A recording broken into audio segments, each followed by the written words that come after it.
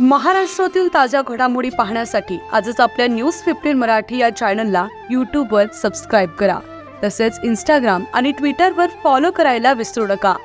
News 15 Marathi, आवाज जनसामान्यांचा. तुमच्याकडे पर्यटन विभागाची जबाबदारी आलेली आहे का? हे बघा, शेवटी खाते वाटपाचा हा अधिकार माननीय मुख्यमंत्री आणि दोन्ही उपमुख्यमंत्र्यांचा आहे.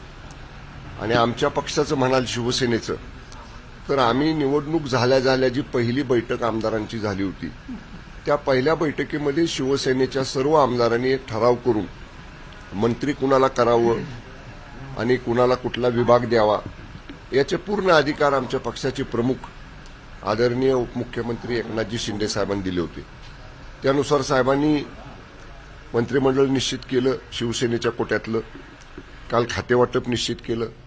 आणि आता जे विभाग आमच्या प्रत्येकाकडे दिलेले आहेत त्या विभागाचं आता काल अधिवेशन संपलं आणि 2 दिवसात आम्ही मंत्रालयामध्ये जाऊ, आमच्या विभागाचा पदभार स्वीकारू. विभागाची आता मला म्हणाल तर माझ्याकडं पूर्वी मी उत्पादन शुल्क विभागाचा राज्यमंत्री होतो, नंतर कॅबिनेट मंत्री होतो, परंतु आता हे तिन्ही विभाग माझ्याकडे नवीन आलेले आहेत. पर्यटन आहे, खनिकर्म आहे आणि माजी सैनिक कल्याण आहे.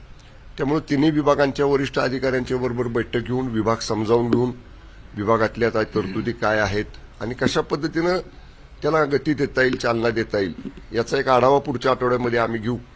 आणि माननीय मुख्यमंत्री फडणवीस साहेब, आमचे नेते आदरणीय उपमुख्यमंत्री शिंदे साहेब, माननीय अजितदादा, या तिघांनाही अभिप्रेत असणारं काम आमच्या विभागात आम्ही करू.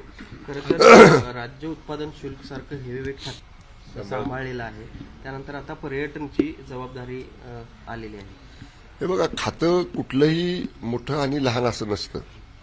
आणि आमचं म्हणाल शिवसेनेचं, तरी जर आमच्या विभागाचं, आमच्या शिवसेनेच्या कोट्यातलं उत्पादन शुल्क खातं हे राष्ट्रवादी काँग्रेसकडे गेलं असलं तरी गृहनिर्माणसारखं मुंबईतले किंवा शहरी विभागामध्ये, ग्रामीण विभागामध्ये अत्यंत चांगलं काम करण्याची गोरगरिबांना, म्हणजे जे माननीय पंतप्रधान नरेंद्र मोदी साहेबांचं स्वप्न आहे, प्रत्येक कुटुंबाला, प्रत्येक व्यक्तीला हक्काचं घर मिळालं पाहिजे, ते गृहनिर्माण विभाग हा माननीय उपमुख्यमंत्री आदरणीय शिंदे साहेबांच्याकडे आलेला आहे. त्यामुळे असं जरी झालं असलं तरी सुद्धा जे खातं आहे ते तेवढंच तोलामोलाचं आहे, तेवढंच महत्वाचं आहे. राज्यामध्ये पर्यटनाला खूप पोटेन्शियल आहे. आपण आता कोल्हापूरमध्ये आहोत, आपला कोल्हापूरचा विभाग बघाल, खाली कोकणातला विभाग बघाल, आमच्या सातारा जिल्ह्यातला महाबळेश्वर असेल, कास पठार असेल, कोयनानगर असेल, तापोळा असेल, ह्या सगळ्या परिसराचा अत्यंत. आणि शेवटी कसं आहे, आता टुरिझमकडे लोक वळायला लागलेली आहेत आणि टुरिझमच्या माध्यमातून एक वेगळी इकॉनॉमी, वेगळी अर्थव्यवस्था, त्याला गती देण्याचं काम निश्चितपणे आपल्याला करायचं आहे. मला काल पर्यटन विभागाचा पदभार दिल्यानंतर काल मी माननीय उपमुख्यमंत्री एकनाथजी शिंदे साहेबांच्या बरोबरच नागपूरवरनं आम्ही मुंबईला आलो. साहेबांनी येताना विमानामध्ये मला सांगितलं की चांगलं काम करायचं आहे आणि मुख्यमंत्री माननीय फडणवीस साहेबांनी सांगितलं की पुरेसा निधी तुमच्या विभागाला दिला जाईल, त्यामुळे चांगलं काम करून दाखवू आम्ही. तर साताऱ्यात 8 आमदार आहेत, मात्र त्यामध्ये 4 मंत्री त्या ठिकाणी लागलेले आहेत. सगळ्यात जास्त वजन जे कारण आपण सिनियर आहात सगळ्या मंत्र्यांमध्ये. बघा, आम्ही निवडून आल्या जसे अधिकार माननीय शिंदे साहेबांनी दिले होते, मंत्री करायचे, खाते वाटायचे, तेच आमची वन लाईन आमचं ठराव आहे, एक लाईनीचा ठराव आहे आमच्या शिवसेनेचा. आमच्या सगळ्यांच्या बाबतीतले निर्णय घेण्याचे अधिकार माननीय पक्षाचे प्रमुख आदरणीय एकनाथजी शिंदे साहेबांना आहेत. त्यामुळे आता बघा, थोडंसं खातेवाटप झालं, विस्तार झाला, कालच अधिवेशन संपले हिवाळी. आता माननीय फडणवीस साहेब, माननीय शिंदे साहेब, माननीय दादा कदाचित 2 दिवसामध्ये मुंबईमध्ये बसतील एकत्र आणि पालकमंत्र्यांचं सुद्धा वाटप होईल. मी एक सांगतो, एवढं मोठं मॅन्डेट, 200 जवळपास 37 आमदारांचं बहुमत, इतकं प्रचंड मॅन्डेट महायुतीला, महाराष्ट्रातल्या जनतेने दिलेला आहे. त्यामुळं आता आमच्या 3 पक्षांमध्ये मंत्रिपदावरनं नव्हती रस्सीखेच, खातेवाटपावरनं नव्हती आणि पालकमंत्री पदावर सुद्धा नाही. हे बघा, प्रत्येकाला आग्रह असतो, प्रत्येकाची इच्छा असते. ज्याला त्याला वाटतं की आपल्या पसंतीचं खातं मिळावं, ज्याला त्याला वाटतं आपल्या पसंतीचा जिल्हा पालकमंत्री म्हणून मिळावा. पण शेवटी पक्षाचा हा आदेश, आणि आमचं शिवसेनेचं म्हणाल तर आम्ही एक शिस्तबद्ध पक्ष आहोत. आम्हाला शिवसेना प्रमुख स्वर्गीय बाळासाहेब ठाकरे साहेबांनी, धर्मवीर आनंदीगे साहेबांनी एक पक्षाची शिस्त घालून दिलेली आहे आणि तीच शिस्त आम्ही पक्षाचे प्रमुख आदरणीय शिंदे साहेबांच्या नेतृत्वाखाली आम्ही घेऊन पुढे चाललेलो आहे. त्यामुळे शिवसेनेचे सगळे मंत्री त्यांना जे विभाग देतील त्याच्यामध्ये आम्ही चांगलं काम करून दाखवू. कुठल्या जिल्ह्याचं पालकमंत्रीपद देतील त्या जिल्ह्यामध्ये चांगलं काम करून दाखवू. त्यामुळं हातात हात घालून आम्ही सगळेजण चांगलं काम करू. ठाण्याचं पालकमंत्रीपद तुम्ही सांभाळलेलं आहे. या पालकमंत्रीपदासाठी सुद्धा रस्सीखेच पाहायला मिळेल. तुमच्या पक्षातील काही तुमचे सहकारी आहेत ते त्याच्यावर दावा करत आहेत. गणेश नाईकचा सुद्धा त्यांच्यावर दावा असणार आहे ठाण्याच्या पालकमंत्रीपदावर. तुम्ही ठाण्याचे पालकमंत्री म्हणून काम केलंय, परत एकदा ठाण्याच्या पालकमंत्री होण्याची इच्छा आहे का किंवा काय कसं बघता? दावा पालकमंत्री पदाची अधिकृत यादी जाहीर होईपर्यंत दावा कुणी करू शकतं. त्यामुळं असं काय नाही की कुणी दावा करू नये.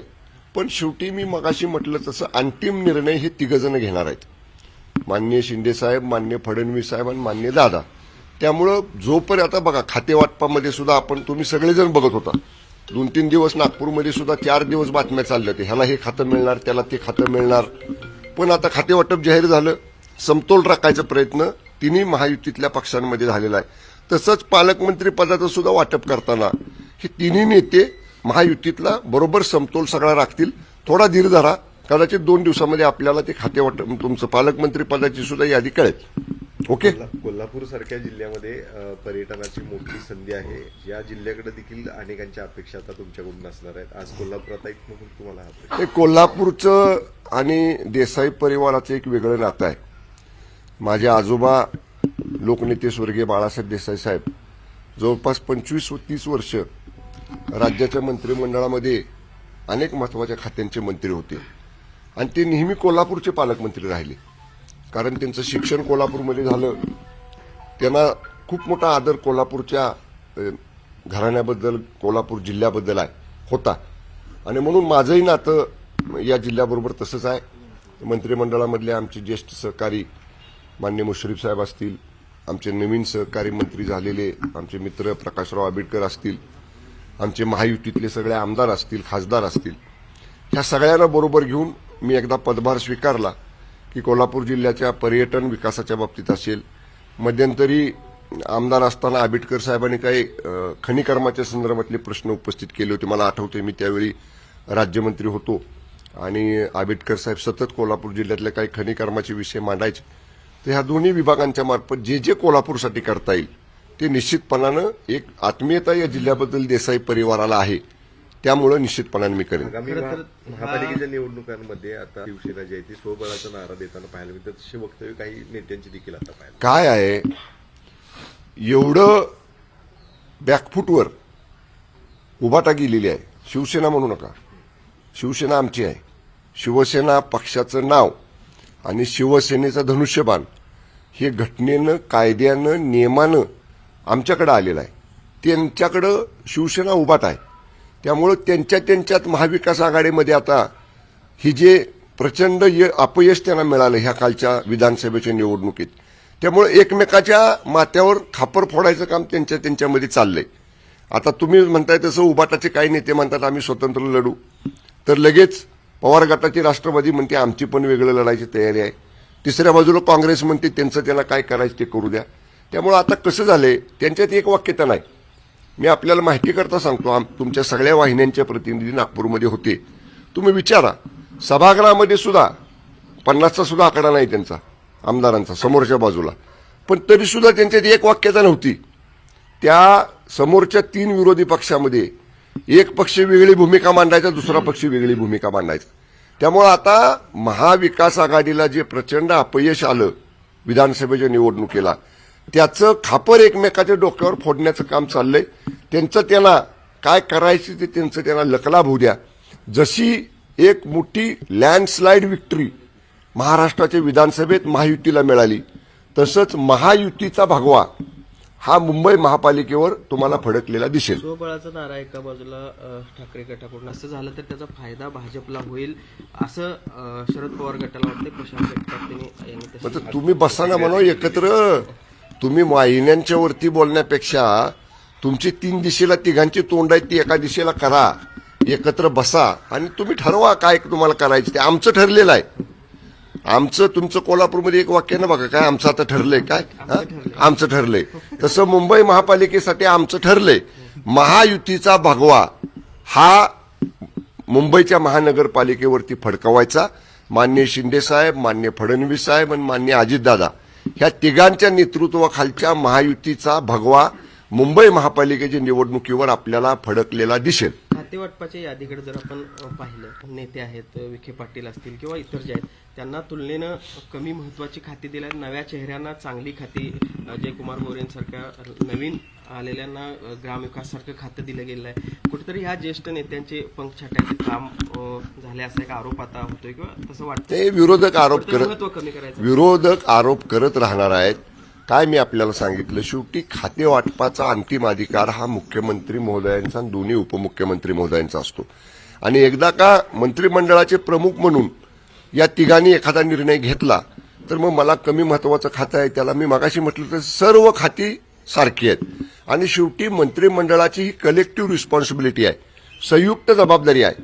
त्यामुळे ह्या कलेक्टिव्ह रिस्पॉन्सिबिलिटीमधनं, संयुक्त जबाबदारीतनं एकमेकांच्या खात्यामध्ये आपल्याला मदत करणं, एकमेकांच्या खात्याच्या सहकार्यानं राज्यकारभार चालवणं ही आमची जबाबदारी आहे.